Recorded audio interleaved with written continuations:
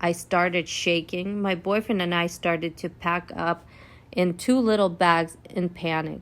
We wore thermal suits, warm sweaters, winter jackets, and shoes. We took only essential documents, some clothes, some medicine, and canned food. My name is Lucy Hoffman, reporting from Weimar Hill School. Hi Anna, thanks for letting me interview you about what's happening in Ukraine and in your life right now. Where were you living and what was your daily life like before your country got attacked? My name is Anna. I am Ukrainian. I'm 28 years old and I live in Kyiv for 11 years. I studied there at the University of International Relations at the Facility of International Law and Work. I live in an apartment with my boyfriend and my cat. I'm a lawyer by profession and I worked at Kyiv office of international law firm. 5 days a week, I went to work in the center of Kyiv. Next to it, it's a very beautiful park where I love to walk during my lunch break. After work, I play sports, meet friends. We go for movies or theater with my boyfriend. On the weekends, we love to travel to different picturesque cities of Ukraine, Lviv, Kharkiv, and Odessa. Also, once a month, I take a bus on the weekend to visit my mother and grandfather who live in the hometown Novograd-Volynsk. The city is located in the southwestern direction, 250 kilometers from Kyiv. I also have two older brothers who already have families. One of them live in Kyiv with his wife and other with his wife and 1-year-old son in Vasilivsky city. What were you doing on the day of the invasion and what did you do immediately after? All the Western media spoke about the high threat of attack. Some Ukrainians did not believe such possibility at all. Some expected this to happen, but not to panic. Some have already planned to leave the country. There was a slight panic in Kyiv. Just 2 weeks before the attack, it was very difficult to withdraw cash, and supermarkets began buying out canned food, potatoes, and other basic necessities. As for me, I was afraid that this attack would happen. I was afraid of that every day. I saw no reason why Russians should not attack. I understand from Putin's speech that he was crazy. Common sense objected to his possibility. My boyfriend did not believe in this possibility of an attack, but supported me to calm down. I was preparing just in case. I would draw some cash few days before the attack, bought canned food, bought food for my cat. She doesn't eat ordinary food, but bought a thermal suit because I was still winter and I did not know where it would be if fight will begin. Gathered all the main documents in one place. On the morning, February 24th, 6 a.m., I was sleeping when I heard my phone ring. I saw my brother's wife from Vasilivsky calling. I realized that something had happened. I picked up the phone and heard her shout that Russians were bombing an airfield nearby Vasilsk. She also asked if I had heard any explosions because we live 40 kilometers from Berspil Airport, which the Nazis also tried to bomb. And then my boyfriend said that he heard loud sounds about 4 a.m., but could not even think that it was explosions. I realized that the war had begun. I started shaking. My boyfriend and I started to pack up in two little bags in panic. We wore thermal suits, warm sweaters, winter jackets, and shoes. We took only essential documents, some clothes, some medicine, and canned food. At the same time, we tried to call a taxi because we didn't have our own car. We needed to drive home to my friends who had a car, and we agreed to leave with them from Kyiv together. We managed to call a taxi for a lot of money, and we drove a long time. Everyone tried to flee the city. There were huge traffic jams. Almost 4 million people live in Kyiv.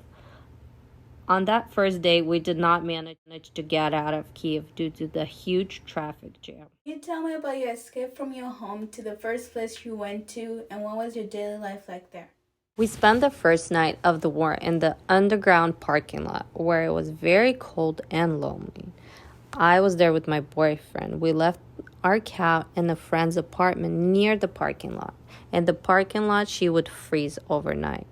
I was very scared. We read the news all night and sat on the floor covered with blankets, and we were afraid of every sound. We heard explosions all over the city.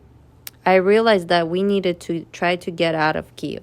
I had a friend who was still in Kyiv at the time, and I asked him to take us to Vasilkiv because it was dangerous to stay in an apartment or a parking lot in Kyiv.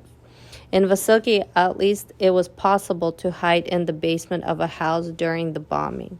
That morning was difficult to find gasoline in the city to refuel our car. A friend of mine took us to Vasilki, and we spent a week there. It was a wrong decision, but we didn't know it then. During that week in Vasilki, I did not sleep a single night. During the day, sometimes I allowed myself to fall asleep 2 to 3 hours. Almost all the time, there was a siren signaling bombing or rocket fire. The Russians came very close to the city. I was very scared for my life and for lives of my family members. We went out to buy products every 2 to 3 days. There were huge lines in shops and pharmacies. It was difficult to buy basic products such as bread. What challenges did you face along the way? As of right now, the biggest problems for the survivors were and are gasoline for the car, finding a car that can get to a safe place, and buy basic products and medicine. Can you tell me about when you left your first stop and decided to go to the village where your mother lived and how you traveled there? In Vasilka, it was very scary from daily fights and explosions in the city. The Russians tried to capture it because it was very close to Kyiv. So we decided to go closer to the western Ukraine to our friends in the village. We left Vasilkiv with the help of a brave soldiers with the machine guns through checkpoints. Then our friends took us by car to the village. We stayed there for 2 weeks. It was very quiet in the village. The only danger is that you never know where a rocket might land. They were falling near our village when the Russians tried to bomb the airport in Vinnytsia. What was it like making the decision to flee the country? That decision was very difficult for me to meet. But since our law firm has an office in Berlin, my boss called me and told me to try to get out of Ukraine. I know English and German, so I decided to go to Germany and try to find a job there. In Ukraine, our office has not been paid since the end of February, and I didn't want to sit in the village without work and without money. I decided to try to take a taxi to my hometown to say goodbye to my grandfather and my mom and bring her my cat. The trip was very expensive for me. This road lasted 6 hours by car through many checkpoints. I did not want to leave my cat with my boyfriend because there is a risk that he will be taken to the army, so the cat will be better off with my mom. I could not take my cat with me because it was a long and dangerous journey. What made some of your friends and family decide to stay behind?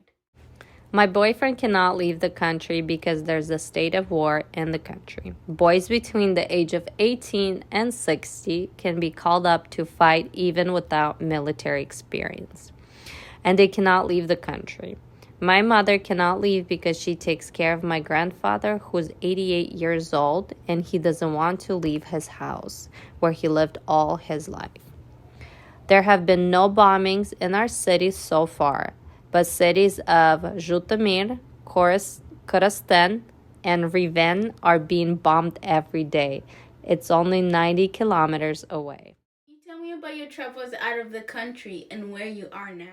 When I go to Novograd to my relative, I stayed there for 2 days. I bought them a lot of food, hugged them, bought a ticket from Rivne to Warsaw on March 21st. I took a taxi to Rivne. My mother went to see me off. When I got on the bus, my mother was standing on the platform crying. I also sat on the bus and cried. I don't know when I will be able to see and hug them again, and whether they will survive this difficult time of war.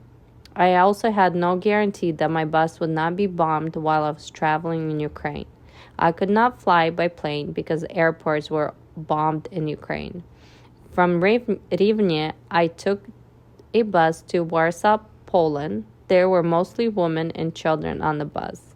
In Warsaw, my friend picked me up by car and we went to Berlin, Germany. Are you safe? Yes, I'm safe now. I live here for almost 2 weeks already. I started working already. I live in the family of a good friend. How are you coping with having your friends and family stay behind? It is very difficult for me. I follow the news every day and keep in touch with family and friends. I communicate with them by phone and in messengers. I thank God that the war has not taken away any of my loved ones, but every day my heart and soul aches for the innocent people killed by racist people and for the bombed cities of my country. I really want to go home, but I understand that this is not possible yet. What can young people like me do to help? You can organize a charity, a talent show, or a culinary club. For example, bake cookies, make lemonade, and sell them near schools near your home, and send them money to help Ukraine. I will help with the details if needed. You can also agree to take a refugee or contact friends living in Europe and ask them to help refugees who have been forced to leave their since the terrible war. You can also pray for my people and country when you attend church. What are your plans now that you fled? I will work hard in Berlin, improve my German, earn money, and send it to help my army and relatives. When Ukraine wins this war, I will return to Kyiv and work there, helping to rebuild my country.